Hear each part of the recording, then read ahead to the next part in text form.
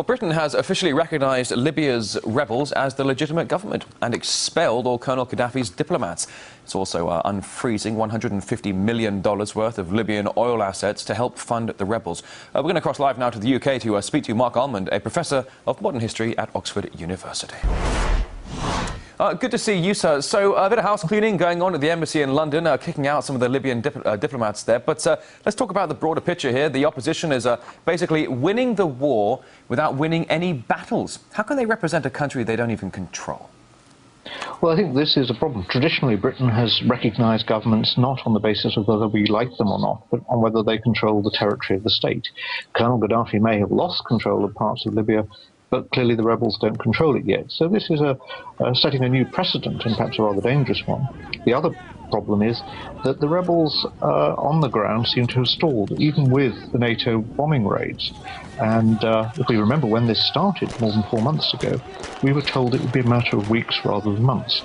And so I suspect really what William Hague, the British Foreign Secretary, is doing is really having a symbolic act to try to show that somehow or other we're still in charge of the situation. But I think the situation is increasingly unpredictable. Well, now, you talk about that. Tripoli told the UN envoy recently there will be no peace talks until NATO stops the airstrikes, and yet the bombings continue. How much does NATO really want peace for Libya? What is the agenda? Well, I think, although the official reason originally was, of course, to prevent Colonel Gaddafi's troops capturing Benghazi and massacring his opponents there, in practice, very quickly, the US, as well as the British and French governments, announced that they wanted regime change. They wanted Colonel Gaddafi to go. And I think they rather cavalierly thought that he would collapse very quickly. It's turned out that his regime is more resilient. It's turned out that the European NATO power is very inadequate. Britain, after all, had cancelled its aircraft carrier and scrapped its Harrier fighter bombers, so that we really went into this war with almost gay abandon, thinking that Colonel Gaddafi would flee to Venezuela, as William Hague already had him on his way at the beginning of the crisis. I'm sorry to interrupt, but you talk about when the Western forces, Allied forces, went into this war, it was supposed to be a humanitarian mission. Now, if I may, just for a moment, according to media reports, Gaddafi now controls more territory than before NATO started bombing. Does the alliance think that the Libyan leader is going to surrender? It looks like he's doing fairly well at this point. Well, I think certainly he's doing much better than certainly any of the outside forces anticipated. And the real problem for NATO is that unless they have a lucky strike, as they've tried several times, I think, to decapitate Colonel Gaddafi's regime by bombing places where they thought he was, the chances are that there won't be a dramatic collapse of his regime. Now, it survived the first shock impact.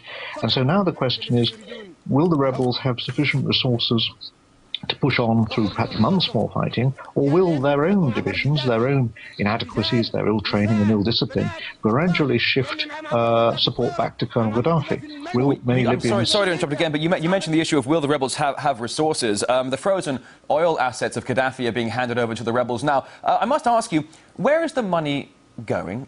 Is it just lining the pockets of the new transitional council so they can buy luxury yachts and big fancy cars? Or is it perhaps a way to bait them so that the West can have more of a presence in Libya, to have more of a control on its natural resources? Well, of course, it's I think, difficult to avoid the conclusion that the crisis in Libya is certainly a great deal about oil. And one of the problems has been that the rebels who thought that very quickly they would get hold of the oil assets and the capacity to turn oil exports into money haven't been able to operate the oil fields at all effectively.